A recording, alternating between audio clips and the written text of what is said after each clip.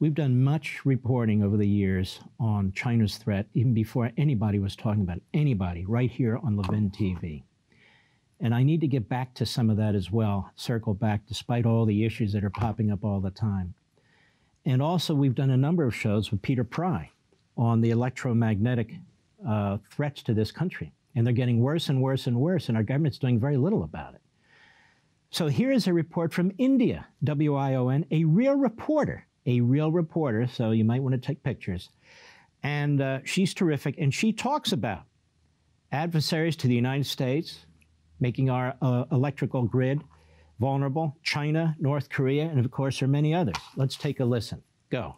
A panel of experts at the Universal Peace Federation has now issued a warning on the growing threat of EMP, or electromagnetic pulse weapons. Such an attack can knock out virtually all communications and other critical services of countries in a matter of minutes. For long, experts have warned that key electrical infrastructure in the United States remains particularly vulnerable to an electromagnetic pulse attack, or EMP, likely to be orchestrated by China, North Korea, or even Russia.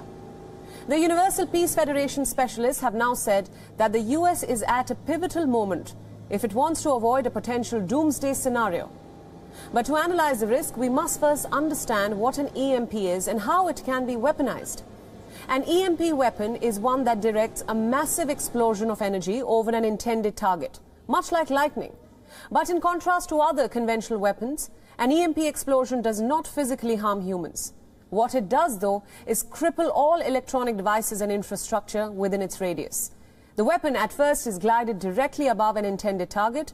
These weapons, according to the US nomenclature, are classified as high-altitude electromagnetic pulse, or HEMP. Let's stop a minute. That could be something as simple as an atomic bomb or a nuclear weapon that is exploded or detonated above the United States without hitting any of our cities in particular.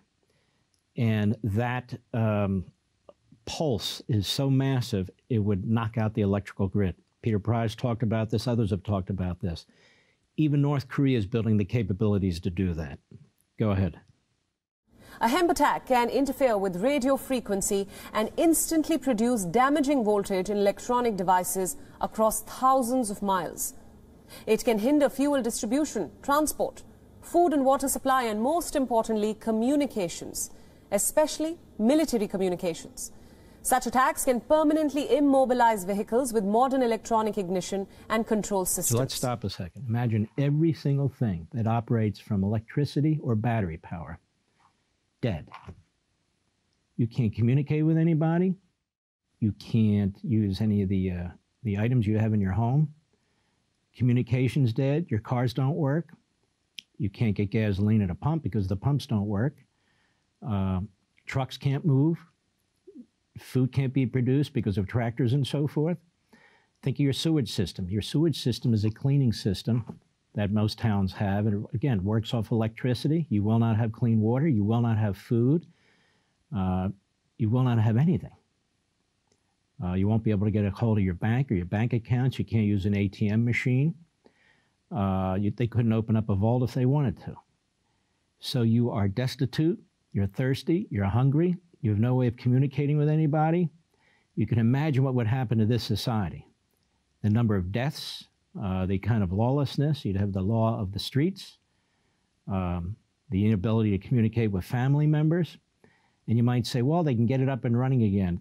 The problem is these massive machines that they use, generators of sorts, if you will, transformers. They're enormous. They cost a fortune, they're extremely complicated, and there's not enough of them. And you can't get them fast. They're very difficult to produce. And imagine not just the United States, but Canada and Mexico, everybody's trying to vie to get them. And how do you even communicate to get them? So it is a complete and utter disaster. And here's the thing. It would cost us less than $10 billion to protect our electrical grid. The federal government pisses away $10 billion every week, every damn week. They're spending trillions and trillions of dollars. They're throwing money around like they're dropping it from airplanes. And yet when it comes to securing the electrical grid or securing the border or building up our military to confront a very aggressive communist trying to do those things that are necessary to protect the people of this country. They won't do it. Go ahead. Several congressional hearings and commissions in the U.S. have flagged the vulnerabilities of the American power grid. In 2015, a congressional committee testified in a joint hearing to discuss EMP weapons and preparedness. It asserted that a nationwide grid collapse, either via hemp attacks or other conventional methods, had the potential to wipe out up to 90% of the American population. You got that? 90% of the American population would be dead. Because you can't survive. Everything's built on the electrical grid. As a matter of fact, the no-growth radicals on the left, they want even more to be built upon electricity, right? So you won't have many alternatives at all. Go ahead. According to an analysis by the Task Force on National and Homeland Security, China already possesses so-called super EMPs. Analysts now fear that China's recent test of a new hypersonic glide vehicle last summer could give it impetus to deploy a high-altitude EMP against the United States. Though the U.S. keeps much of its EMP weapons capability classified, it is known that the U.S. Air Force High-Powered Microwave Advanced Missile Project, or CHAMP, is now being expanded. In October last year, a massive power outage in Mumbai in India brought India's financial capital to a grinding halt. In the wake of the disruption, Chinese hackers were blamed for launching a cyber attack. But it did offer just a sliver of the kind of destruction that a similar attack, in this case through an EMP, could actually achieve. Of late, governments worldwide have expanded mitigation measures against other forms of advanced warfare, including cyber attacks. As for nuclear weapons, all major world powers have them and conform to the mutually assured destruction doctrine for deterrence. But based on the US's own assessment and preparedness against EMPs, there is still much more to be done. All right.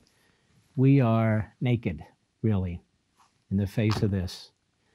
And even though I've been tooting the horn about this for some time, it's time to bring out the loudest horn I can find. Want to see more? Sign up for LevinTV.